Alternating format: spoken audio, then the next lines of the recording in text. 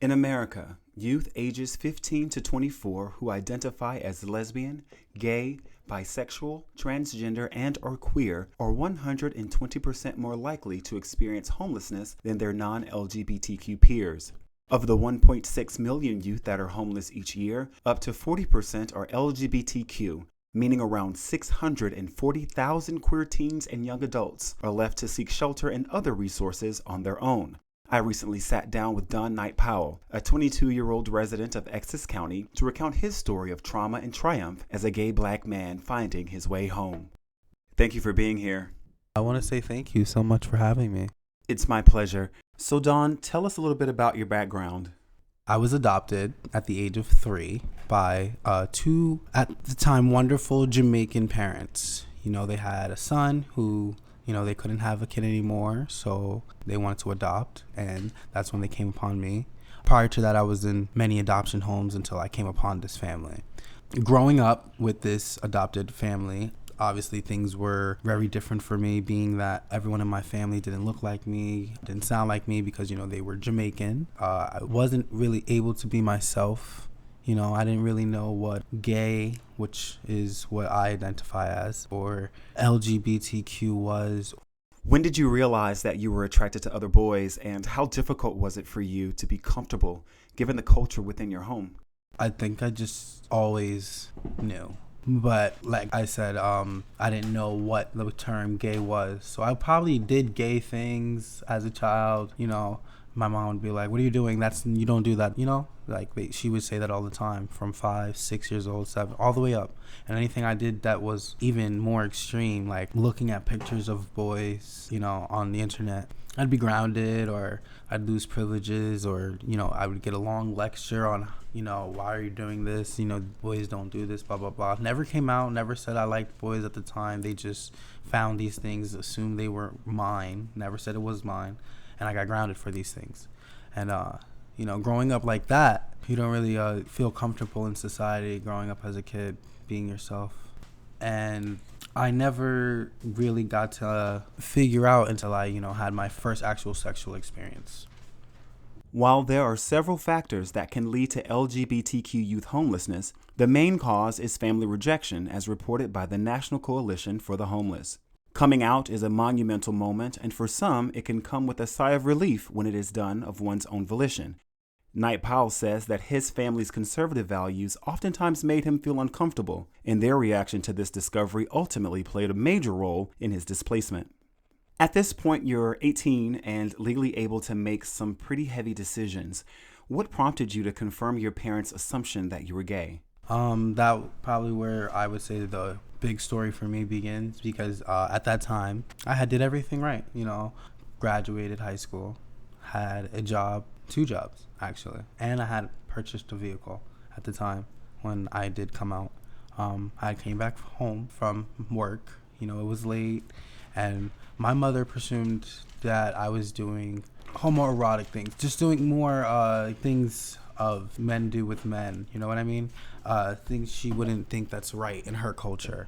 And when I came home that night, she exposed me, basically. She said, hey, so I'm guessing you were out late, not at work.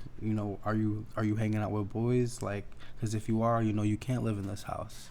At that point, I wasn't. That's what kind of made me upset. So I came out of anger, which is upset. If I could do it all over again, I wish I could. And I told her, I was like, you know what? Yeah, I am. I'm gay.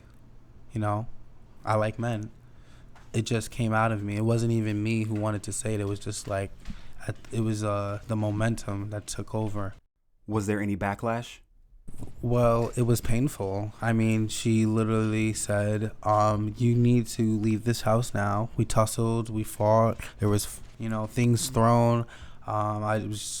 We were both very, very angry, and she basically threw me out the house, and I stayed in my car. Actually, I lived in my car for those 2 days, and from there it was very hard to live life as a gay black man.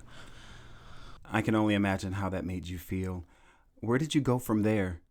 I was fortunate enough to have a boyfriend at the time, whose mother allowed me to stay with them for however long as I wanted to. It was a lot. It was horrible.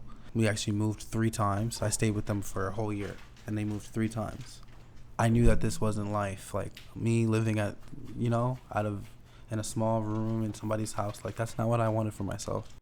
Youth consistently report severe family conflict as the primary reason for homelessness.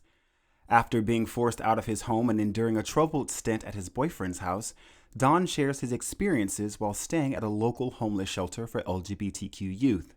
So I was already working, which means, I had some kind of income. So meaning I could feed myself, clothe myself, whatever to make ends meet. When I left that house, we found this place called the Rain Foundation. It is in East Orange, and it's an LGBTQ homeless shelter. So I was technically homeless when I lived there for 4 months, working 2 jobs still and everything, saving up money, hopefully trying to get out again. Many LGBTQ youth are forced to contend with abuse at homeless shelters and are nearly 7% more likely to experience sexual victimization than heterosexual homeless youth. Unfortunately, Don was no exception to these staggering statistics and disclosed a sordid account of encountering both physical and sexual violence while residing in the shelter.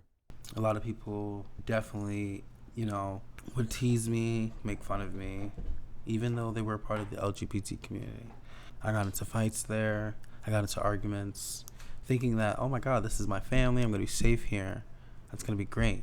And that was the entire 4 months. It was horrible. Definitely one of the worst experiences was being molested plenty of times by different individuals that lived there. That was one of the hardest things to go through. I'm sorry that happened to you. Did you ever report those incidents to the staff? They didn't do anything. They never talked to anyone. They didn't take as much action as I wanted them to. Did you report it to the police that you had been assaulted? No. Wow. There was so much to think about when something like that happens. And in my case, I feel like I still have priorities. I told one person, and I thought she would handle it, but she handled it in the way she wanted to. The law firm representing the Essex County Rain Foundation responded with a statement denying the allegations and are unable to provide any information about former or current residents. Aside from seeking shelter, most LGBTQ youth find themselves looking for a sense of community. In the 1970s, Black and Latinx gay, trans, and queer people developed a thriving subculture comprised of families and houses where they could be mentored by older members of the community and build relationships with their peers. Most commonly known as the ballroom scene, these houses would come together to host events so that the youth would have a safe outlet to freely express themselves and cultivate their creativity. In the present, there are agencies that seek to provide a similar sense of community through offering programming and services aimed at producing a healthier, well-adjusted population. Don recalls his time at a local youth program, Project WOW, and his experience as a core group member. Project WOW, I feel like, definitely gave me so much drive into becoming who I wanted to be. It was good to know that going through what I went through before I got to Project WOW, I could help someone else out that came in after me. Don's story is one of countless others who have had to traverse through this space. Since leaving Project WOW in 2019, Knight-Powell has gone on to secure his own apartment and is currently employed as a paraprofessional that works with children living with autism.